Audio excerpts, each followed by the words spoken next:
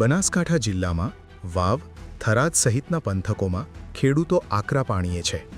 બટાટાના પૂરતા ભાવ ન મળવાના કારણે ખેડૂતો હેરાન થયા છે. ત્યારે નારાજ ખેડૂતોએ બટાટાનો હાર પહેરીને કલેક્ટર કચેરીએ વિરોધ દર્શાવ્યો છે.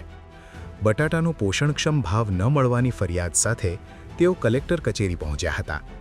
ખેડૂતોએ આક્ષેપો કર્યા છે કે જુદી જુદી કંપનીઓએ ખેડૂતોને સારા ભાવ આપશે તેવું કહીને કરાર કર્યા હતા.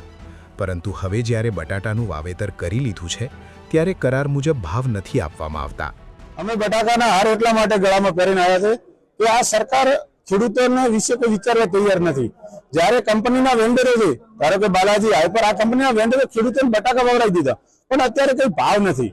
તો હું કલેક્ટર સાહેબને અહીંયા રજૂઆત કરવા માટે અમે બધા હાર પહેરીને એટલા માટે આવ્યા છીએ કે સાહેબ, ખેડૂતો સાથે આટલી છેતરપિંડી થાય છે, ખેડૂતોને બટાકાના ભાવ મળતા નથી. તો એના વિશે કંઈક સરકાર વિચારે અને ખેડૂતોને યોગ્ય ન્યાય મળે. નહીતર હવે ધારો કે ખેડૂતોના ખેતરમાં અત્યારે હજારો બોરી બટાકા પડ્યા છે, બધે બટાકા વવડાવી દીધા, પણ હાલ કોઈ લેવા આવતો નથી. ખેડૂતો ખોદવા તૈયાર નથી, કેમ કે ખેડૂતોને ખબર છે કે અમારા બટાકા કોણ લઈ જશે અને અહીંયા બગડી જશે.